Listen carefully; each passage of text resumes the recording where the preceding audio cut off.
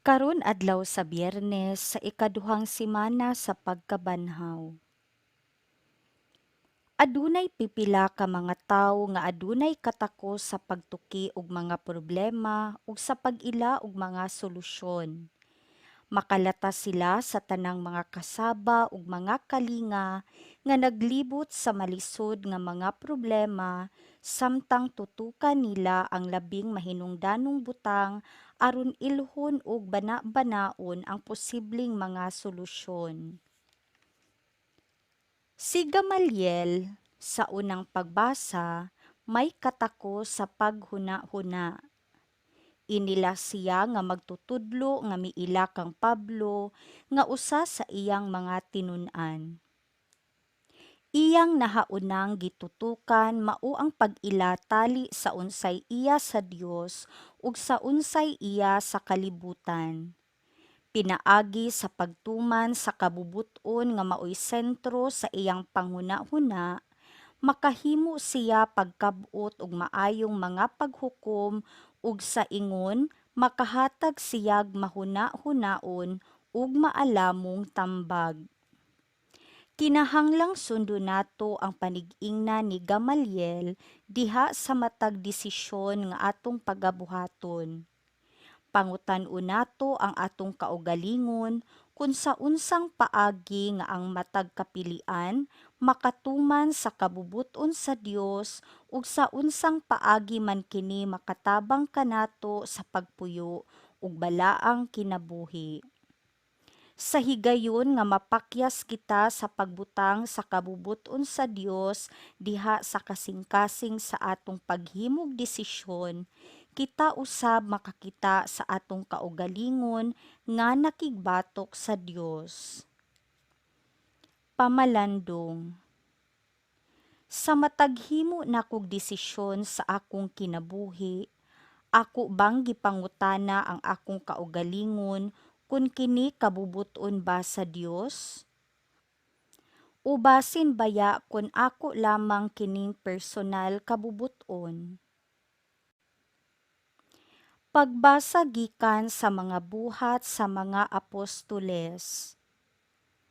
Apan usa kanila, si Gamaliel nga usa ka Pariseyo ug magtutudlo sa balaod, nga gitamod pag-ayo sa tanang mga tawo, mitindog ug misugo nga pagulaon unag makadiyot ang mga apostoles.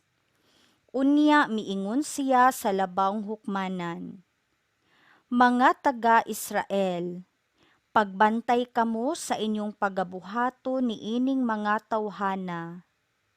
Kaniadto dihay ginganlag ti Judas nga nagpakadakong tawo ug may mga 400 ka tawo nga misunod kaniya. Apan gipatay siya ug nagkatibulaag ang tanan niyang mga sumusunod ug nahanaw ang iyang kalihukan." Sa panahon usab sa pagsenso, si Judas nga taga Galilea nakadani og mga tawo apan gipatay siya ug nagkatibulaag ang tanan niyang mga sumusunod.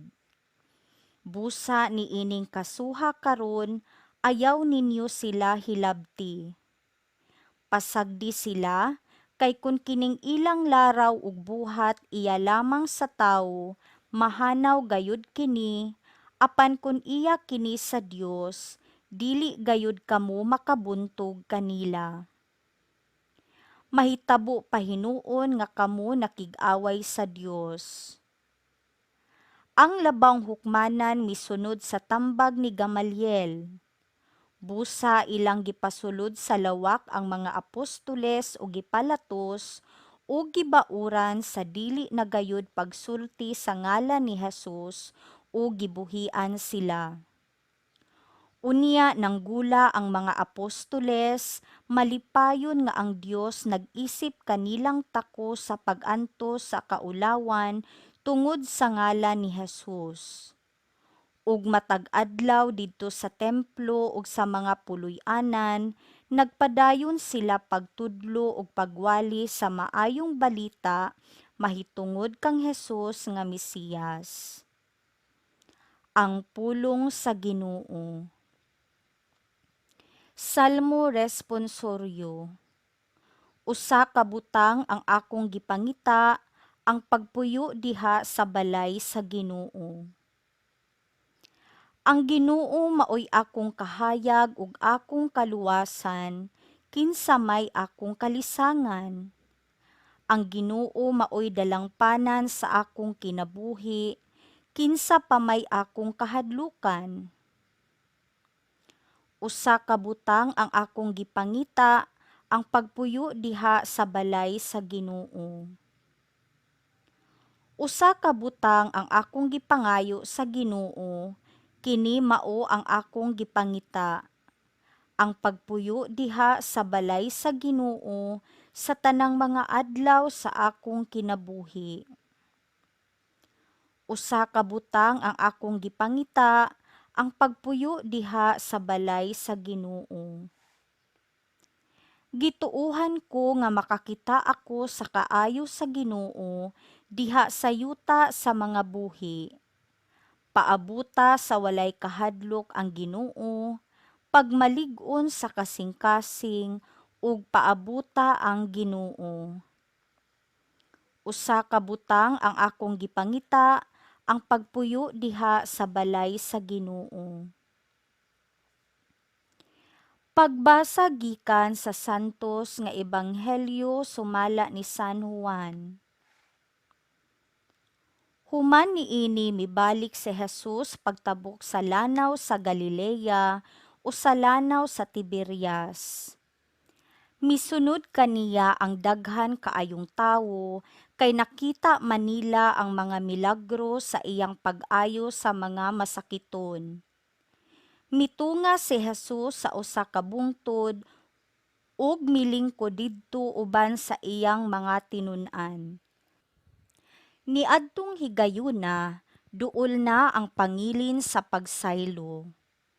Unya mitan-aw si Jesus sa palibot niya ug sa pagkakita niya sa daghang mga tawo nga nagpaingon kaniya, miingon siya kang Felipe.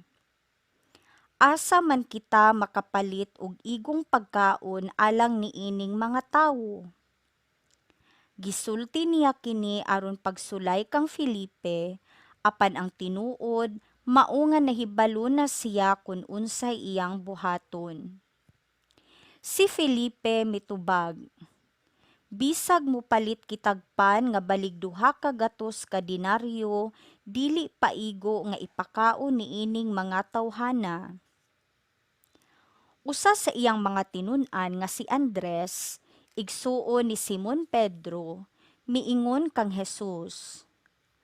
Ani ay batang lalaki dinhi nga may 5 kapan nga sibada ug 2 ka isda. Apan mag-unsa man kini alang niining tanang tawo? Si Jesus miingon kanila, palingkura ang mga tawo. May daghang balili ni adtong dapita. Busa, nang lingkod ang mga tawo nga may gidaghanon nga mga 5,000.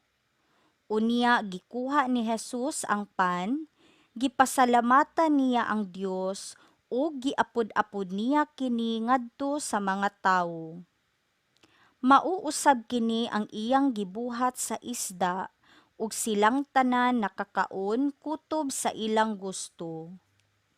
Sa nangabusog na silang tanan, miingon siya sa iyang mga tinun-an. Hipusa ninyo ang mga salin aron walay mausik. Busa gihipusa nila ang tanan ug ang mga salin sa 5 kapan nga sibada nga gikaon sa mga tawo nakapunog na pulog 2 ka bukag. Sa pagkakita sa mga tawo sa milagro nga nabuhat ni Jesus, miingon sila. Sa walay duha-duha, siya gayud ang propeta nga muanhi sa kalibutan. Nakamatikod si Jesus nga moduol sila kaniya ug kuhaon siya aron pugson nga mahimong ilang hari.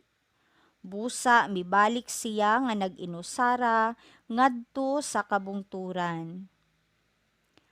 Ang Ebanghelyo sa Ginoo.